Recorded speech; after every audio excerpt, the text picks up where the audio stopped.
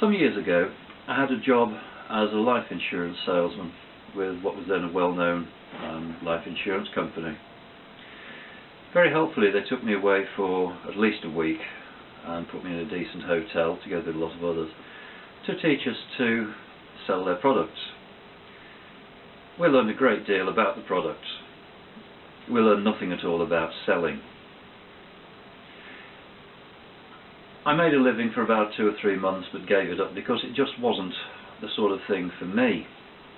I couldn't stand the rejection.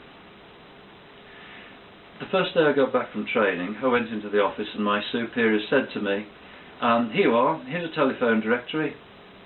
Get on the phone and make some appointments." I could have died.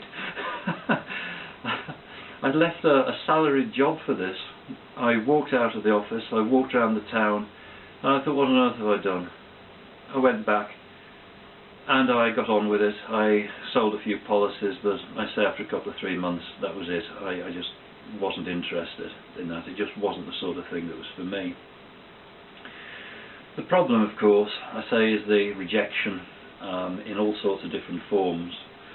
What we weren't told in any way at all was how to prepare ourselves to deal with this and to expect it. Instead of which we were just given product knowledge and expected to go out and do it.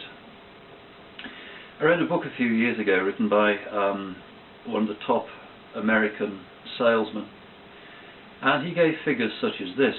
He said for every 100 cold calls he made, yes, they make cold calls as well apparently, he could expect to get probably 30 to 40 appointments, which is very good. Of those first appointments which we used for fact-finding, he would then expect to make probably about 15 to 20 second appointments which he would use to sell. Out of those he would probably make about 8 sales. Now that's a top salesman. 8 sales out of 100 cold calls. Most of us think these people are selling and selling and selling all day long, but they're not. But what makes people like him a top salesman? It's taking action. It's taking massive action. It's being in the right state of mind to accept rejection when people tell you what to do with yourself.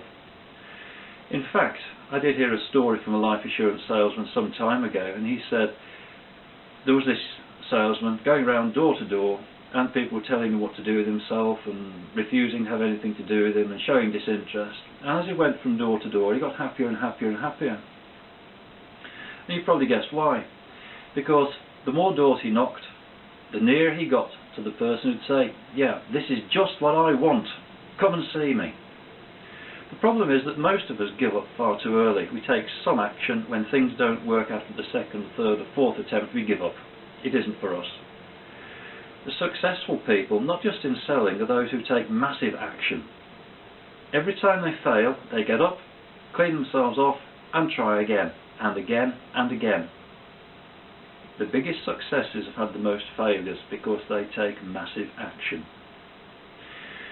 Selling is about taking massive action to get clients in for a start, to get contacts, prospects. After that, you need to know how to go about selling a product, how to present yourself. I don't mean physically. You need to know what to talk about. You need to know what motivates the person to buy your sort of product. You need to know what their personality traits are, for want of a better word. You need to know how to elicit their values. What about if you could find out their buying strategies? You could then tailor your presentation to fit in with the way they naturally think, with their subconscious means of making decisions. Once you can do this, I think you can see that your presentation will be a lot more effective. The other thing also is every time you make an appointment, you go and see someone, you must keep records. What went well? What didn't go well?